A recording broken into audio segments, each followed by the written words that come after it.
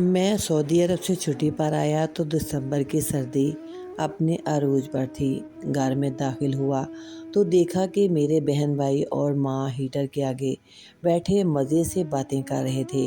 सबके हाथों में चाय के कप थे, कंबल ओढ़े हुए जैसे सर्दी इन तक पहुँच ही न सकती हो।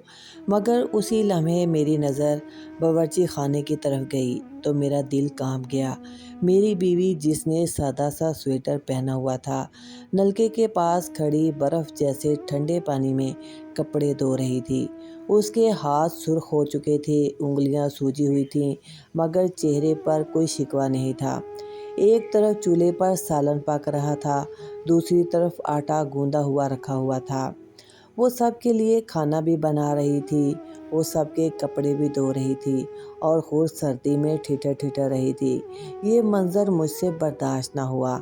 मैं सीधा अम्मा के पास गया और आहिस्ता मगर वाज़ह लहजे में कहा, अम्मा, अब सब बड़े हो गए हैं और थोड़ा बहुत काम सबको खुद भी कर लेना चाहिए।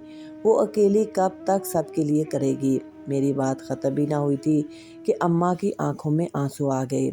वो रोते हुए बोली, अच्छा, तो अब हम तुम पर बोझ बन गए हैं। अगर ऐसा है तो हमें सबको घर से निकाल दो। परदेश जाकर तुमने हमें पराया समझ लिया। कमरे में खामोशी छा गई और बहनें मुझे घूरने लगीं। भाई ने मुझसे मुंह मोड़ लिया। मेरी बात को किसी ने न समझा, बस अम्मा के आंसुओं को सब ने दलील बना लिया। अगली सुबह नाश्ते का वक्त, सर्दी बहुत ज़्यादा। मेरी बीवी हस्बे मामूल सबसे पहले उठी। वो नाश्ता बनाते हुए सर्दी की शिद्दत से कांप रही थी। अचानक उसका पाँव फिसला और वो बर्तनों के साथ फर्श पर गिर पड़ी। बर्तन टूटने की आवाज़ आई तो अम्मा दौड़ती हुई आई, मगर सहारा देने की बजाय गालियां देना शुरू कर दी। नहुसत मारी, काम ढंग से नहीं होता तुमसे। ये सुनकर मेरा खून खौल उठा। मैं कमरे से बाहर आया और बीवी का हाथ पकड़कर सहन में ले आया। उसके हाथ बर्फ़ की तरह ठंडे थे, आंखों में आंसू जमे हुए थे।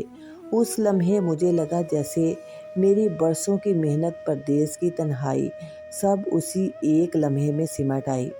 मैंने उसके हाथ अपने सीने से लगा लिए। वो धीमी आवाज़ में बोली, मैं सब बर्दाश्त कर लूँगी, लेकिन अम्मा को कुछ ना कहना। ये सुनकर मेरा दिल टूट गया कि जो औरत सबके लिए जीती रही, वही सबसे पहले खामोश रहने की कोशिश कर रही थी।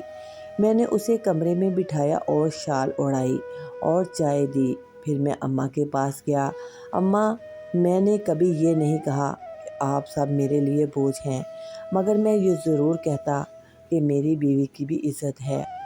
मैंने सऊदी अरब में दिन रात मेहनत की कि इसके लिए कि यहाँ सब आराम से रहें, मगर अगर इस आराम की कीमत मेरी बीवी की तज़लील है तो मैं ये नहीं सह सकता।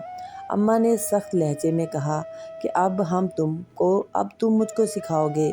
हमने तुम्हें इस दिन के लिए पाला था। मैंने सर झुकाकर जवाब दिया, नहीं अम्मा, मैं बस अब इंसाफ मांग रहा हूँ।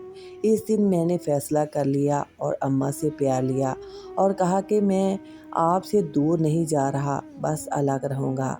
रोज़ मिलने आऊँगा, खिदमत भी करूँगा, मगर अपनी बीवी को मज़ीद यूँ नहीं देख सकता। चंद दिन बाद करीब ही मैंने एक छोटा सा घर ले लिया। सादा सा था मगर गर्म था। पहली रात जब मैंने हीटर जलाया तो मेरी बीवी खामोशी से उसे देखती रही और आंखों से आंसू बहने लगे। ये सब मेरे लिए। मैंने कहा, नहीं, हमारे लिए। वक्त के साथ बहुत कुछ बदल गया।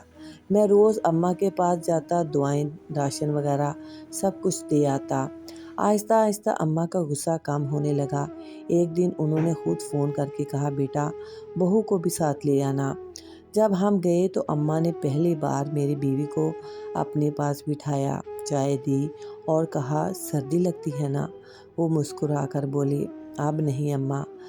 छुट्टी ख़त्म होने लगी तो मैंने फ़ैसला किया कि इस बार अकेला परदेस नहीं जाऊंगा। मैंने बीवी का हाथ पकड़कर कहा, अब हम साथ जाएंगे और नई ज़िंदगी की शुरुआत करेंगे। एयरपोर्ट पर अम्मा ने हमें दुआएं दी कि खुश रहो, एक दूसरे का ख्याल रखना।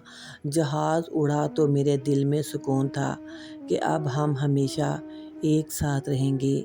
ویڈیو اچھی لگے تو ضرور اپنے پیاروں کو شیئر کریں اور لائک کریں۔ جزاک اللہ خیر۔